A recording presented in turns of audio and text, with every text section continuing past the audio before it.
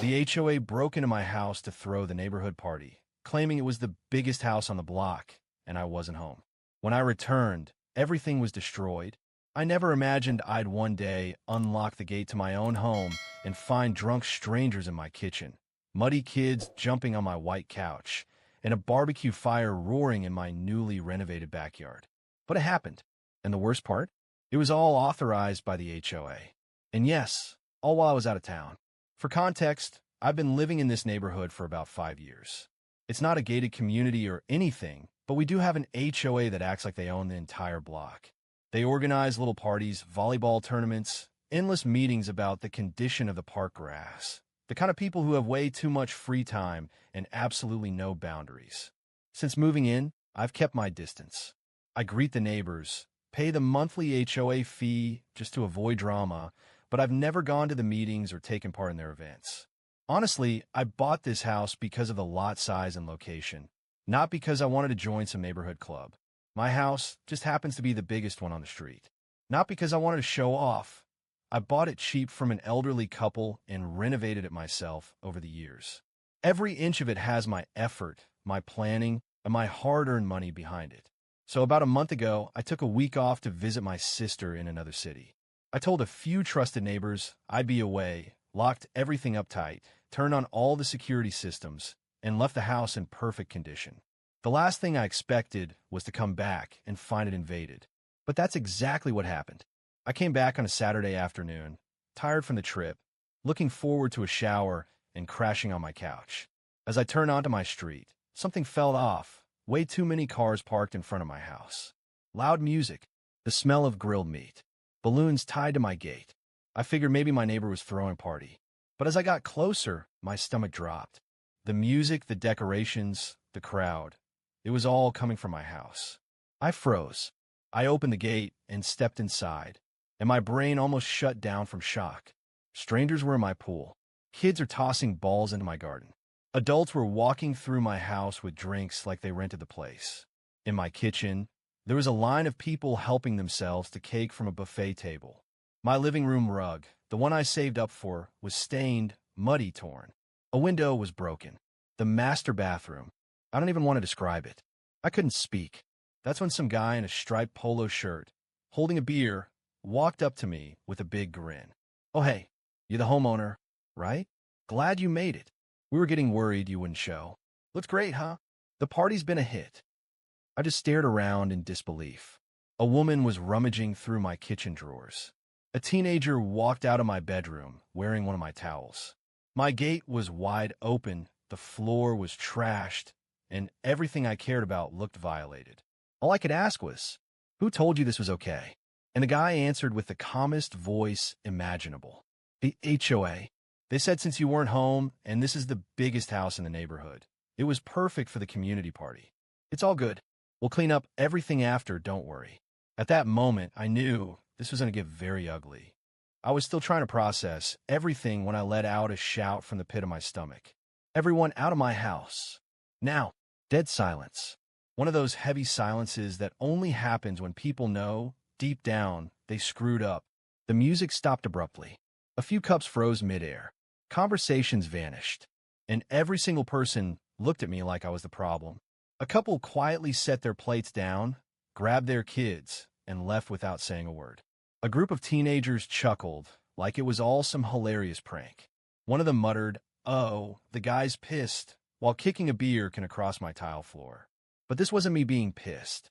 This was disbelief, mixed with something boiling far beneath the surface. I walked through my house like an inspector at crime scene. Outside, in a yard I worked so hard to landscape, bottles were scattered among my plants. Balloons hung off trees I had planted myself. Beer cans floated in my pool. The lawn I kept pristine was now full of chair marks, grease stains, and mud. Inside, people I didn't know were lined up on my kitchen island, helping themselves to food, using my silverware and dishes like they were at some catered event. One guy, probably mid-40s, looked at me and said, "Don't worry, we'll clean everything up later." As if that made it okay. I went upstairs. Guest room, mattress on the floor, red wine stains on the wall, a wet towel tossed over my monitor. The bathroom, sink clogged with glitter, and, disturbingly, a child's underwear stuffed in my shower drain. Then I opened the door to my bedroom, and I snapped. My bed was a mess. My drawers rifled through. My cologne bottles were opened. The blanket was soaked, and not with water. I stood there, staring at what used to be my safe space. My sanctuary. I stormed back downstairs. Heart pounding, shaking. I shouted again. Out. Now. Everyone. And then the real chaos began. Most people scrambled. Some tried to reason with me. You're overreacting, dude. It's just a party. You've got the biggest house on the block, and act like you're better than everyone. Just because you have money doesn't mean you can treat the rest of us like dirt. That's when it hit me. This wasn't just a misunderstanding. This was a statement. They didn't ask to use my home. They decided to use it because in their minds, I deserved to be put in my place. I had something they didn't, and that alone was offensive to them. It took almost half an hour to get everyone out. I locked doors, kicked out stragglers, and cleaned up broken decorations hanging off my gate. And when I finally thought it was over, I saw them. The HOA, a group of smug, self-important neighbors standing outside my gate, arms crossed, faces full of fake disappointment. And the president of the HOA, the same guy who constantly spammed the neighborhood chat, stepped forward like I owed him an apology. Listen, he said, we understand you're upset, but you really overreacted. This was for the community, a unifying event.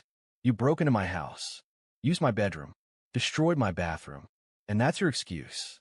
We didn't break in. The maintenance guy had a spare key. We figured you wouldn't mind. You never show up to meetings or events anyway. You figured? You figured it was okay to use my private home as a party venue without permission. It's the biggest house on the block. And honestly, you don't even use it. You keep to yourself. We thought it would be nice to finally share it with the neighborhood. I laughed. Not because it was funny, because it was insane. You think this is about sharing? This is about respect. This is my property. You don't get to vote on how I use it. You always act like you're better than us, he spat. You don't greet anyone. You don't attend anything. You're just cold. Because I don't want to join a bake sale or talk about hedge heights in a group chat. I mind my business. And you crossed a line. You're selfish, he said. You could have used that house to contribute to the community. Instead, you slammed the door in everyone's face. No, you broke in. That's a crime. And guess what? You and your little HOA are about to find out what the consequences of that are. You took a step closer. We're not leaving. The street is public. You can't keep us out. No, but I can keep you off my property. Cross that gate again, and the police get involved. I turned and slammed the door in his face. That night, I stayed up documenting every single detail. I took photos of the damage, screenshots of the HOA group messages where they announced the party at my address, pulled video footage from the security cameras, sent it all to my attorney. They thought I was the quiet guy with the fancy house who wouldn't fight back. They were dead wrong. Filing the lawsuit was the easy part. I gathered evidence, downloaded security footage, took screenshots of a neighborhood group chat where the HOA had discussed the party, documented the damages with photos, collected repair estimates, and even had expert assessments of what was destroyed. My attorney put everything together with surgical precision. Within days, the key members of the HOA had been formally served. But nothing prepared me for what came next. While the legal system moved, slowly, as always, my life turned into a nightmare. At first, it was subtle. When I walked down the street, I could feel the stares. Conversations would stop mid-sentence when I approached. Parents pulled their kids aside as if I were some kind of criminal. One neighbor I used to casually chat with just turned his head and pretended not to see me. Then it got more direct. One afternoon, I came home from the grocery store to find a note folded and stuffed into my gate. Plain paper. No signature. Big, angry letters read, "If you have the biggest house, you have the biggest responsibility. You should have let the community use it. Selfish." And from there, things escalated. My packages started being accidentally delivered to the wrong homes. One morning, I found a tarp covering my new car slashed. Another night, someone threw eggs at my front door. When I asked the neighborhood watch team about security footage, they told me the cameras just happened to be down that week. But the worst part wasn't the vandalism. It was the smear campaign. The HOA, which no longer dared contact me directly, began to rewrite the story to suit their narrative. Word spread around the neighborhood that I was suing the entire community over a harmless little birthday party for a sick child. Within a week, I'd been labeled the neighborhood Scrooge, the cold, bitter guy with too much money and no heart. One neighbor, who used to ask to borrow my driveway for shortcut access to the school, yelled across the street, "You think you live in a castle?" At an informal gathering in the local park, I overheard one of the older residents saying loudly, "Anyone who lives in a place like that, all alone, clearly doesn't know how to live with people." Even the teens got involved. They began skateboarding loudly right in front of my house, banging their boards against the gate, shouting nicknames like the King of the Tower or the Silent Dictator. But the line that kept coming up over and over again, from neighbors, strangers, even people I'd never spoken to, was, "He wasn't even home." As if being away for a few days invalidated my rights. As if owning a larger home automatically made it public property. As if not offering up my space on demand made me the enemy. One afternoon, at the local bakery, two women started whispering the moment they saw me. One of them raised her voice, clearly on purpose, and said, "People like him have everything and don't want to share any of it. If I had a house like that, I'd never act like that." And that's when I understood. They weren't upset because I had done something wrong. They were upset because I said no, because I set boundaries, because I refused to be used. I started staying inside more. I parked inside the garage, closed the curtains upstairs, wore headphones to drown out the noise from the street. I felt like a stranger in my own home. Meanwhile, the lawsuit dragged on. Paperwork, delays, preliminary hearings, more documents. My lawyer kept assuring me we had a solid case, that the outcome was just a matter of time. But time was the thing I no longer had the patience for. There were days I seriously considered selling the house and starting over somewhere else. Somewhere quiet. Somewhere I wouldn't have to defend myself for existing. But then I'd walk through the living room and see the ruined carpet, the stained walls, the cracked bathroom mirror, the photo of my bedroom, once pristine, now vandalized. And I remember the moment I opened that gate and found a crowd of strangers treating my home like a party hall. Yes, it was worth it. They wanted to shame me for standing up for what was mine. They wanted me to give up out of exhaustion. But I had already decided I was going all the way. Because some people only learn when they're forced to face the consequences. And I was done being silent. I woke up that morning with my heart pounding. The final court hearing was scheduled for 10 a.m., but I'd been awake since 5, pacing around the house like I was preparing for war. And honestly, that's exactly what it felt like. I wasn't just fighting for some damaged furniture or a cracked mirror. I was fighting for my dignity, for the right to have my own home respected. I sat quietly in the courtroom beside my attorney. Across the room were the representatives of the HOA, sitting stiff in their formal clothes, trying to look composed. I recognized nearly all of them.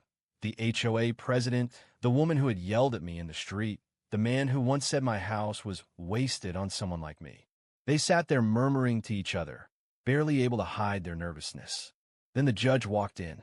The case was reviewed. My attorney laid out everything. The evidence, the videos, the messages, the damage reports. It took less than 20 minutes for the ruling to come down. Guilty. Every last one of them. The HOA was held responsible for trespassing, property damage, unauthorized use of a private residence, and even defamation. The ruling was crystal clear. They had to pay me a substantial amount in damages. Not just for the physical destruction they caused, but for the psychological harassment I endured for months afterward, for the smear campaigns, the neighborhood bullying, the late-night eggings, the whispering behind my back. The room fell into dead silence. I didn't move. I didn't smile. I just stared forward, refusing to give them the satisfaction of seeing my relief. But inside, I was breathing for the first time in months. I walked out of that courtroom and sat in my car for a good 10 minutes before I even turned on the engine. The weight that came off my chest was something I can't even describe. I wasn't happy. I was justified. And that feeling? It was worth more than the money. But the money? Oh, I put it to good use. First came the basics. Brand new, reinforced doors. Shatterproof windows. A high-grade smart security system with motion detectors, floodlights, and facial recognition cameras. I installed a steel gate with an automated system and a giant sign that said, "Private property. Entry by legal authorization only." Then came the full interior restoration. I replaced every damaged item. Custom cabinets, new sofas, imported rugs, designer lighting.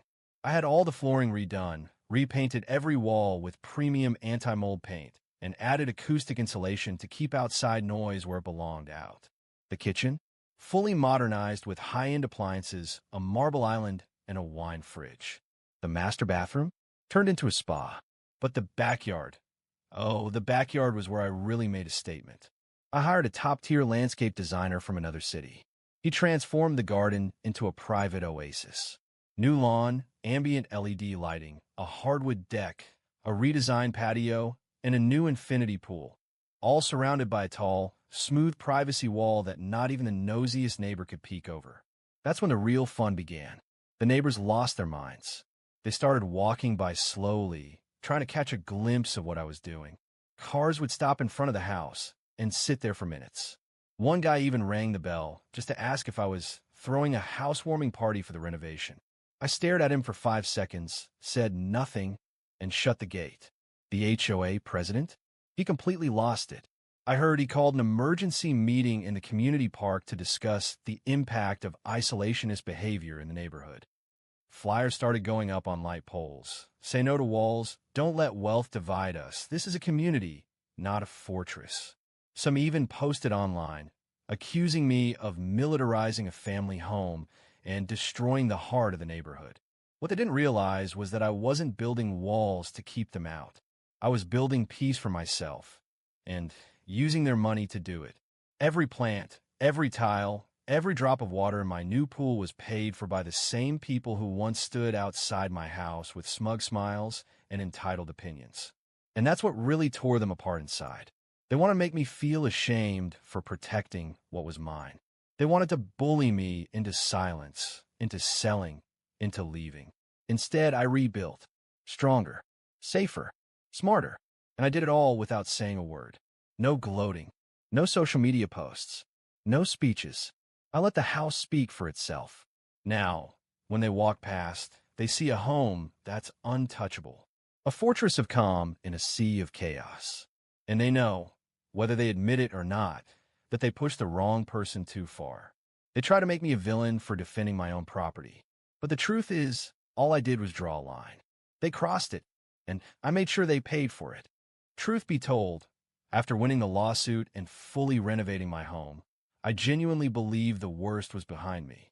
I naively assumed that, despite their anger, the neighbors would eventually accept the court's decision, that they'd realize they were in the wrong, lower their heads, and finally leave me alone. But I underestimated how deep collective resentment can go. For the next few months, I was erased from the neighborhood. Completely. No one greeted me. No one acknowledged my presence. It was like I'd become a ghost they all agreed to ignore. People who used to ask me for favors now crossed the street when they saw me. Even the kids, who I never had any problem with, avoided eye contact, like someone had sat them down and told them I was the villain in some neighborhood fairy tale. Deliveries stopped arriving as expected. Packages marked as delivered never showed up. Some were mysteriously left at the wrong address. Others just vanished. When I confronted a delivery guy, he muttered something about how the HOA had told them you didn't want anyone knocking on your door. It felt like I was being punished. A silent, organized, very intentional punishment. The stares, the whispers, the fake laughs when I passed by, cars slowing down to get a look, people pausing on the other side of the street just to glare. But I learned to live with it. I turned the silence into my peace. I embraced the isolation. I spent more time in my inner garden, worked remotely whenever I could, kept the gates locked and my head down.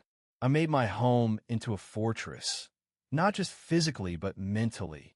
They expected me to crack, to snap, to lash out or beg to be welcomed back into their little community. But I didn't play their game. And then, one day, everything changed again. I had just wrapped up a long day at work when I got a notification on my phone, motion detected on the sidewall. I opened the security app, not thinking much of it, probably a cat, a bird, the wind. But no, it was a person, someone in a hoodie holding a spray can tagging my outer wall in broad daylight like they were invisible. In big, rushed, angry letters they wrote, "The neighborhood doesn't want you here." My blood went cold. Then it boiled. I zoomed in, paused the frame. Even with the hood and partial mask, I knew that face. I knew him. He was part of the now-defunct HOA, one of those loudmouths who used to ramble about community values and unity. I didn't hesitate. I called the police immediately. I gave them the address, sent them the live footage, and waited. All the while, I kept watching through the camera. He was still there, taking his sweet time, adding a little signature as if he was proud of what he'd done. 40 minutes later, flashing red and blue lights reflected off my wall. The police arrived. They caught him red-handed, spray can still in hand. I won't lie, it was satisfying. More than satisfying. It was justice. I filed a police report for vandalism and property damage. But I didn't stop there. I gathered everything I had, the old lawsuit, the camera footage, screenshots from online neighborhood groups, printed messages and voice notes from people plotting ways to make me uncomfortable. I filed a formal complaint with the local authorities, naming the former HOA and its members for harassment, targeted intimidation, and organized misconduct. This time, it wasn't just my word. The investigation moved fast. Messages from WhatsApp groups leaked. Audio recordings surfaced, where some of them literally said things like, "If he won't leave on his own, we'll make him feel unwanted until he does." The scandal exploded. The city council got involved. And with the mounting evidence and public attention, the local prosecutor issued a ruling. The HOA was permanently disbanded. No more meetings. No more dues. No more neighborhood leadership. The organization was shut down. Frozen. Erased. And yet, even after all that, guess who remained the villain? Me. Despite the truth. Despite the video evidence. Despite having my house vandalized, my property invaded, my privacy violated. Despite the fact that I never attacked anyone, only defended myself, I still hear the whispers. He took it too far. He ruined the neighborhood vibe. All that just because he didn't want to share. But I don't regret it. Not a single step. I defended what was mine.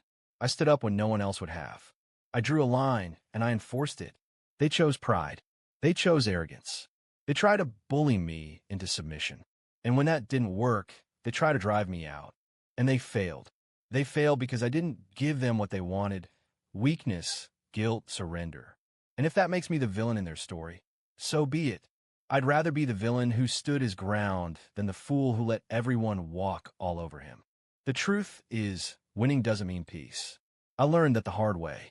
After everything that happened, the lawsuit, the compensation, the full renovation, the HOA being disbanded, the vandal being arrested, I honestly thought the neighborhood would move on, that they'd eventually accept they went too far, swallow their pride, and let me live in peace. But no, legally, the HOA no longer existed. But the spirit of it, oh, it was alive and well. The neighbors kept ignoring me, walked past me like I was invisible. Some even went out of their way to show their contempt. I'd see windows shut when I walked down the street. Conversations would die the moment I came near. People turned their backs, even the new ones who didn't know me at all, as if every person who moved in was handed a cheat sheet with one rule: don't talk to that guy. I kept to myself, didn't bother anyone, didn't throw parties, didn't say a word. I just worked, came home, and lived my life. But apparently, that was too much for them. One afternoon, I went outside just to water the plants. A woman on her balcony stared at me like I was something she scraped off her shoe. Another time, while taking out the trash, I overheard someone mutter, "There goes the guy who ruined the neighborhood." Ruined it? I was the one whose house was invaded, whose property was vandalized, who had to go to court just to be left alone. I didn't ruin anything. I survived it. But to them, I was the villain, the cold-hearted loner who killed the spirit of the community. The pressure never stopped. The quiet hatred, the passive aggression. It was like a fog that never lifted. And slowly, what used to be my sanctuary began to feel like a prison. The walls I built to protect myself now felt like they were closing in on me. I couldn't open the curtains without feeling watched. I couldn't walk into the yard without sensing judgment. I couldn't even start my car without wondering who was watching from which window. ready to whisper something as soon as I pulled away. And then came the final straw. It was a quiet Sunday afternoon. I was sitting on my porch, reading, trying to enjoy what little peace I could find when a kid, maybe 10 or 11, rode past on his bike and yelled, "If you don't share, you don't belong." I just sat there frozen. Not because a child insulted me, but because that single sentence captured everything this neighborhood believed. That if you weren't part of the collective, if you didn't offer yourself up for their use, then you deserved to be pushed out. That night, I opened my laptop, listed the house for rent, and didn't think twice. I describe it professionally: safe, spacious, renovated, ideal for executives or families. Within a week, I had several offers. It wasn't easy. That house was mine, not just on paper. It had my sweat in the walls, my time in every detail. It was a reflection of years of hard work. But I couldn't breathe there anymore. Living in that neighborhood was like being the only person in a packed bar during the World Cup final and being the one to walk up and turn off the TV at the last minute. They didn't care why you did it. They didn't care if the TV was overheating or if the cable was on fire. They just hated you because you interrupted their fun. They didn't care that I was right, that I fought for my own home, that I stood up against an organized effort to push me out. All they saw was that I didn't give them what they wanted. So I rented out the house, packed my things, and left. I live somewhere else now. Another city, another street, a place where no one knows my name, where people say hello without hidden meanings behind their smiles, where I can walk outside and not feel like I'm walking through a trial. Sometimes I visit the old house. The new tenant takes great care of it, pays on time, doesn't cause trouble. The neighborhood? It's quiet. Still no HOA, no events, no unity. Just a bunch of people who don't have anyone else to hate now. And maybe, somewhere deep down, some of them miss the drama, miss having someone to blame. And if I'm still the villain in their story, so be it, because I didn't destroy that community. They did, with their pride, their false sense of ownership, and their need to control everything. All I did was flip the switch and walk out before the whole place burned down.